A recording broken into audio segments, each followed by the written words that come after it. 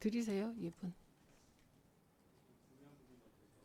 우리 이상임 위원님도 법카 쓰실 때 같은 곳에서 썼음에도 불구하고 일정 액수는 관계에서 접대비로 처리하고 일부는 부서 운영비로 쓰셨다는데 그게 진짜 일반적인 그런 그 결제 패턴으로 이해하고 계신 건지, 그리고 이제 본인이 그렇게 쓰셨다니까 그 접대비는 증빙을 안 하셨는지 한번 여쭤봐 주십시오.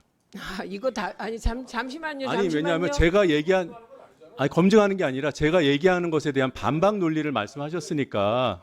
아니 이거 제가 판단하겠습니다. 박정은 위원님, 반박하신 거라니까요 지금. 박정은 위원님, 아니 뭐 부담스러우시면 안 하셔도 되는데. 노정면 위원님, 박정은 위원님, 제가 정리하겠습니다. 이 사안은 그냥 노정면 위원님이 저런 의문을 가지고 있다로 정리하겠습니다. 답변하실 의무 없습니다. 예, 다음은 이웅기 의원님 말씀하십시오. 인천 남동을의 이웅기 의원입니다. 그 지난 3일간 무려 39시간에 걸쳐 인사청문회를 했습니다. 현장 검증까지 하면 거의 50시간이 될 것 같은 역사적 청문회를 했는데 결론은 전 이진숙 후보가 방통위원장으로서는 물론 어떤 공직에도 올라서는 안 될 부적격 인사라고 판단을 하게 됐습니다.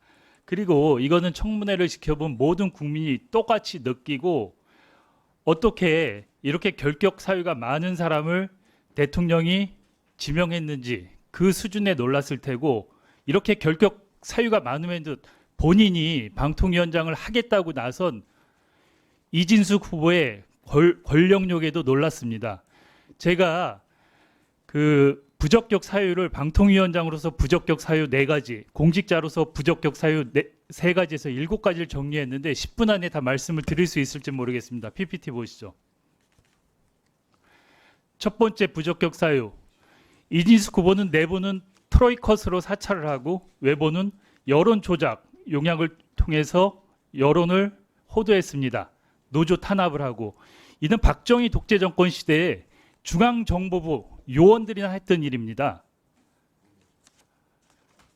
MBC 노조가 2012년에 170일 파업을 했고, 이 파업은 결국 대법원에서 공정방송 파업으로 판결이 났습니다.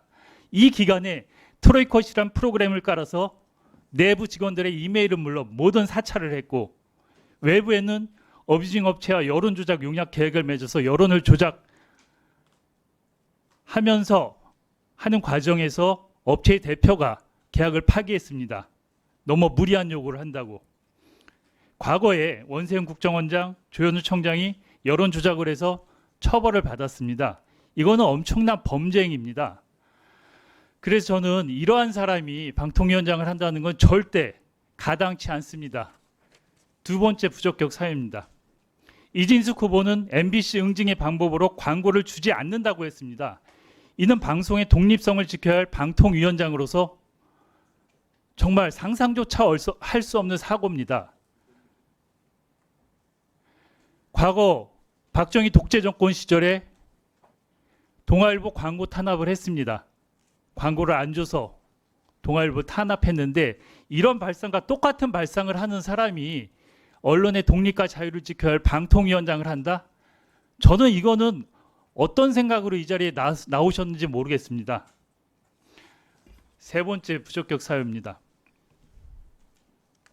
이진숙 후보는 불법 광고 영업을 한 걸 스스로 시인했습니다. 광고주하고 골프를 치면서 광고 영업을 했다고. 우리나라 방송법, 미디어 랩법 5조에는 방송사에서 직접 광고를 할 수가 없습니다. 그 이유는 방송사가 광고주에게 압력을 강할 수도 있고, 반대로 자본가가 광고를 갖고 방송에 영향력을 행사할 수 있기 때문에 분리해 놓은 겁니다. 헌법 소원을 몇 번 냈지만 받아들여지지 않았습니다. 기본적으로 지역 MC 사장까지 한 분이 이런 방송 관련법조차 모르면서 불법적인 광고 영업을 했습니다. 더더욱 문제는 방송통신위원회가 광고의 관리 감독을 하는 기관입니다. 불법을 저지르는 사람이 거기 수장이 돼서 광고를 총괄합니까? 이거는 말도 안 되는 얘기입니다. 다음 네 번째 부적격 사유 보시죠. 이진숙 후보는 MBC 보도본부장 시절에 세월호 전원구조 세계적인 오보입니다. 여기에 최고 책임자입니다.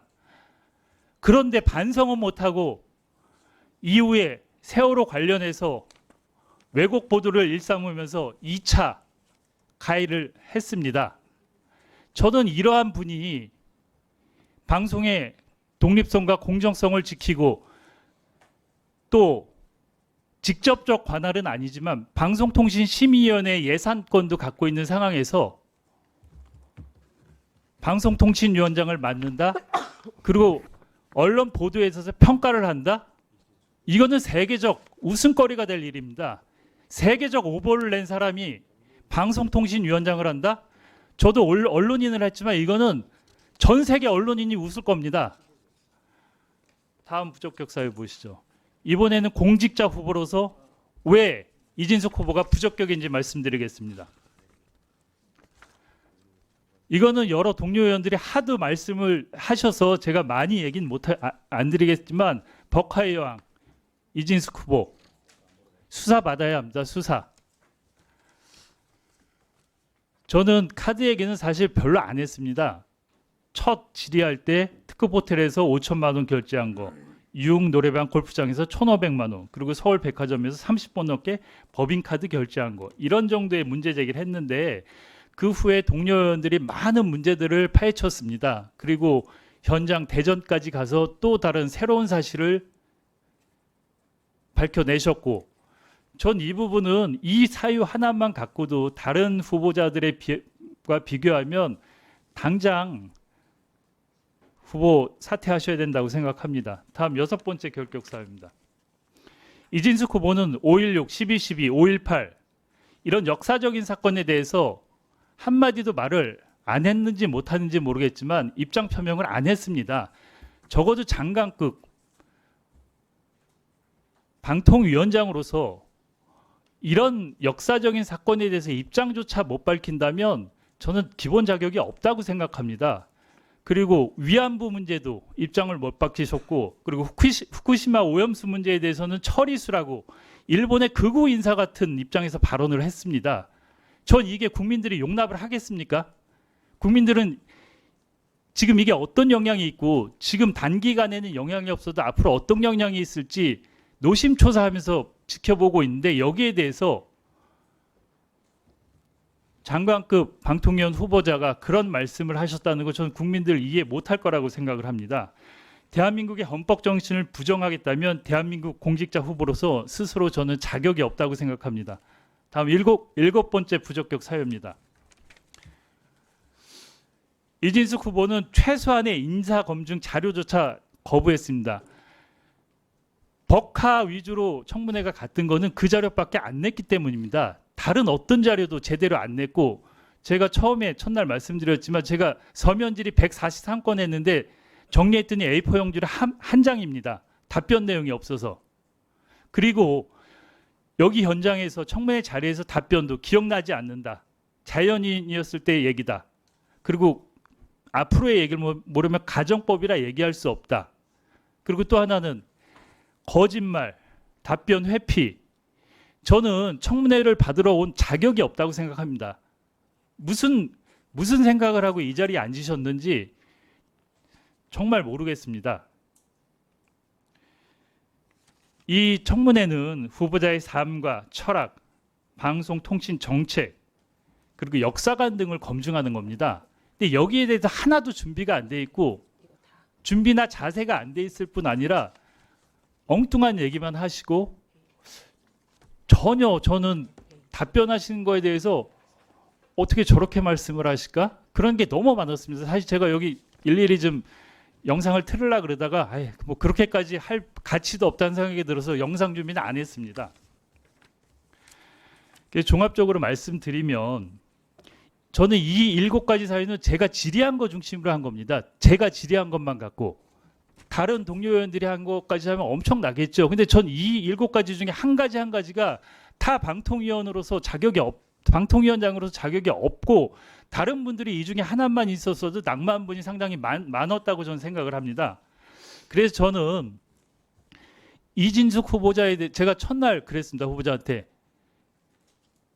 걸프전 종군 기자나 그런 명예를 지키려면 그냥 그 명예라도 지키려면 여기서 그만두시는 게 낫다고 제가 첫날 첫 질의 때 이진숙 후보가 쓴 책을 들어보면서 그런 말씀을 드렸습니다. 정말 제가 진심에서 말씀드렸습니다. 기자로서의 명예라도 좀 지켰으면 하는 마음에서 그 말씀을 드렸는데 3일간의 청문회를 거치면서 이진숙 후보는 돌이킬 수 없게 됐습니다. 모든 게.